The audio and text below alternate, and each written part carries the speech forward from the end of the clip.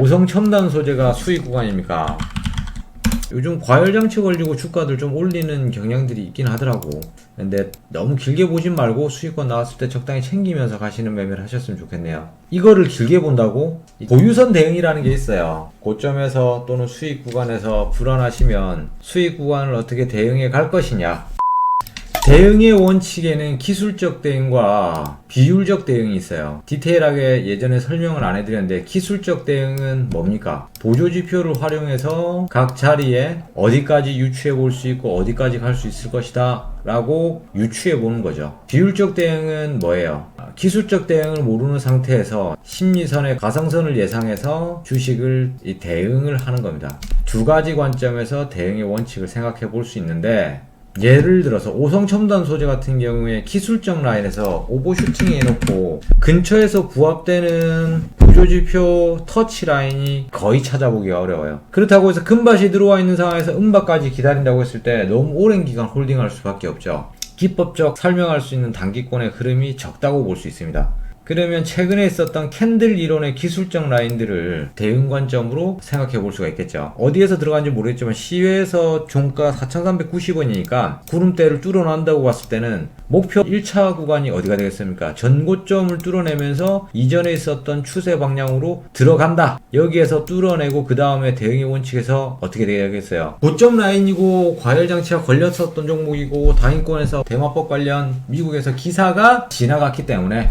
금방 쉽게 또 빠질 수도 있다. 이런 부분에서 민감하게 반응할 수 있는 고점 매매입니다. 민감하게 반응한다는 내용은 뭡니까? 단기 급등 차트이기 때문에 어떻게 빠르게 반응한다. 왜 빠르게 반응합니까? 주가가 그렇잖아요. 고점에서 급등하고 긴박하고 빠르게 올라갔다 내려갔다 올라갔다 내려갔다를 반복하거든요. 이 빠른 속도가 올라간다라고만 보시면 안 돼요. 초보분들이 쉽게 실수하는 구간이 빠르다는 곧 뭐예요? 힘이죠. 고점 매매에서 힘이 좋으니까 올라간다라고만 판단을 하고 쉽게 저런 구간에서 홀딩 관점을 가져가면서 크게 물리는 경우들이 생깁니다. 그러면 이제 비율적 대응, 초보분들이 기법을 모를 때, 초보가 기법에 무지할 때 심리선에서 대응할 수 있는 부분을 비율적 대응이라고 하는데, 예를 들어서 내가 단타를 때렸다. 단타 같은 경우는 기본적으로 3% 수익 구간을 잡지만 이 3% 구간에서 주가가 5%까지 올라가 버렸다. 그러면 난 어디까지 들고 간다? 주식이라는 게 계속 쭉 가면 좋겠지만 그렇지 못하죠. 흔들죠. 빠지죠. 다시 올라가죠. 0%에서 시작했었던 주가가 3%까지 올라가고 5%까지 올라갔다. 내 자리가 여기다. 이게 다시 3%로 내려왔다. 그럼 그 구간에서 익절을 하겠다. 또는 0%에 스타트해서 3% 구간에서 보유 비중 대비 30%를 익절시키고 5% 구간에서 다시 30%를 익절시키고 나머지 40%의 물량을 다시 빠졌을 때 정리를 했다. 이런 식으로 분할해서 익절하는 방법, 이런 것들을 비율적 대응이라고 합니다. 주식에서 이야기하는 통상적인 대응의 원칙입니다.